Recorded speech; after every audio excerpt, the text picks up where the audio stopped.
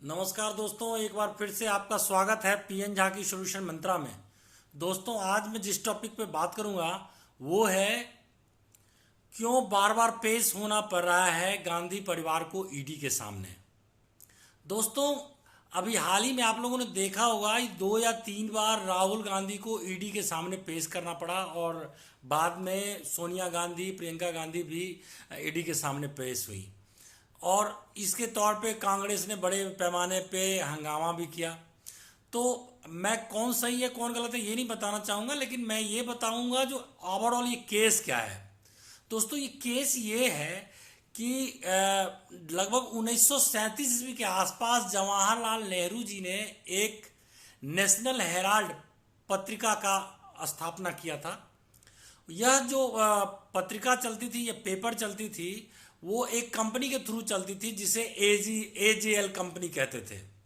ये AJL company समय के साथ साथ एक बहुत बड़ा कंपनी हो गया और जिसकी टोटल चल अचल संपत्ति जो मूवेबल इमूवेबल प्रॉपर्टी है वो लगभग 2000 करोड़ के आसपास हो गई।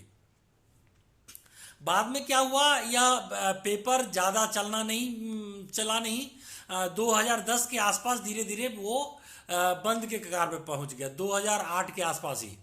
उसके बाद क्या किया गया, तो इसे बंद कर दिया गया, नेशनल हेराल्ड पेपर को बंद कर दिया गया।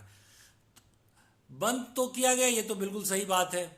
उसके बाद क्या हुआ, जो एजेएल कंपनी है अब वो बिल्कुल लॉस में चली गई। तो उसकी लॉस की भरपाई करने के लिए कांग्रेस ने लगभग 76 लाख रुपए के आसपास दिए और उसके उतने में इस कंपनी को ले लिया गया यंग इंडिया के नाम से, यंग इंडिया कंपनी के नाम से, और देने वाला कांग्रेस था।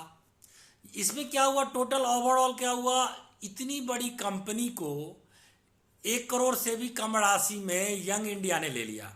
ठीक है, यंग इंडिया ने भी ले लिया। अब यंग इंडिया ने ले लिया तो इसमें राहुल गांधी का क्या लेना देना है या सोनिया गांधी का क्या लेना देना है। तो इसमें ये बताया गया है कि यंग इंडिया का जो है ये मैक्सिमम लगभग 80% शेयर जो है यह गांधी परिवार के पास है। बाकी के जो 20% के आसपास शेयर है मोतीलाल वोरा और कई लोगों को बताया गया है। अब समस्या इस बात की है, जो जो कंपनी लगभग 2000 करोड़ की थी उसको 1 करोड़ से भी कम में लिया गया। तो क्या इसके बाकी के जो पैसे हैं उसे कैश के रूप में दिया गया, मतलब ये मनी लॉन्ड्रिंग का केस है, या किस रूप में लिया गया। इस संपत्ति को एक परिवार के मतलब पास कैसे आ गया, इसका मतलब है इतनी आसानी से दे देने का मतलब है कहीं ऐसा तो नहीं है जो कि मतलब ये कंपनी इन्हीं की थी, या कांग्रेस पार्टी एक कंपनी को कैसे खरीद सकती है या कैसे सपोर्ट कर सकती है, इसका मतलब कांग्रेस पार्टी कंपनी के रूप में तो नहीं है। इन सारी बातों को लेकर के ये ईडी पूछताछ कर रही है।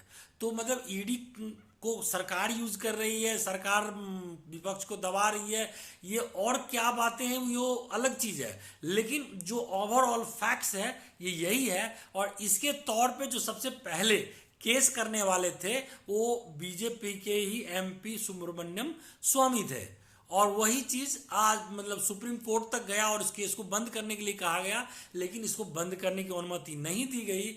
और इसी मामले पे लेकर के बार बार ईडी राहुल गांधी, सोनिया गांधी और उनके परिवार को पूछताछ कर रहा है, जो किस तरीके का ट्रांजैक्शन है, कैसे इस तरीके से इतनी बड़ी संपत्ति को एक छोटी सी रकम में ले लिया गया।